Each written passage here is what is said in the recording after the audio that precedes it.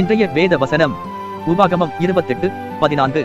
உன் தேவனாகிய கர்த்தரின் கட்டளைகளை கைக்கொள்ளவும் அவைகளின்படி நடக்கவும் அவைகளுக்கு செவி கொடுத்து வந்தால் கர்த்தர் உன்னை வாலாக்காமல் தலையாக்குவார், நீ கீழாகாமல் மேலாவாய்.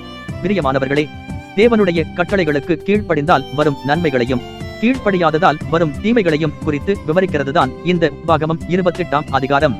அன்று இஸ்ரவேலர்களுக்கு தேவன் நேரடியாக கொடுத்த வார்த்தைகள் தான் இந்த கட்டளைகள்.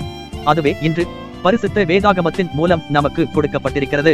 அவருடைய கட்டளைகளை கைக்கொண்டு அதன்படி நடப்பது என்பது வெறுமனையாய் அறிந்து கொள்வதோ மனப்பாடம் செய்வதோ அல்ல. அதை நம் உள்ளத்தில் ஏற்றுக்கொண்டு அதற்கு முக்கியத்துவம் கொடுத்து அதை நம்முடைய அனுதின வாழ்க்கையில் செயல்படுத்த வேண்டும்.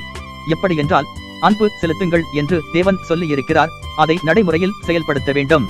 பாவத்தை விட்டு விலகி ஓடுங்கள் என்கிறார், பாவத்தில் இருந்து விலகி நடக்க வேண்டும்.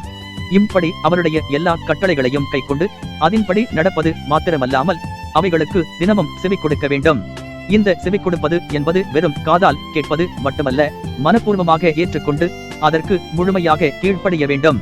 எப்படி என்றால், இந்த உலகத்தின் ஆசைகளும் நம்முடைய சுயநலமான எண்ணங்களும் தேவனை விட்டு விலகி செல்ல முயற்சித்துக் கொண்டிருக்கும்.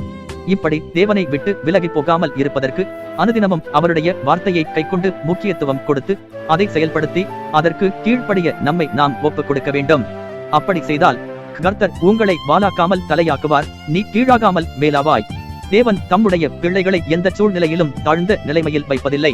அவர் உங்களை வழிநடத்த விரும்புகிறார், உங்களை உயர்ந்த நிலைக்கு கொண்டு போக விரும்புகிறார். எனக்கன்பானவர்களே, தேவனுடைய கட்டளைகளை கைக்கொள்ளுங்கள், அதை நடைமுறையில் செயல்படுத்துங்கள், அனுதினமும் அதற்கு கீழ்ப்படியுங்கள். இப்படி செய்யும் போது கர்த்தர் உங்களை வாலாக்காமல் தலையாக்குவார், நீ கீழாகாமல் மேலாவாய். கர்த்தர் உங்களை ஆசீர்வதிப்பாராக.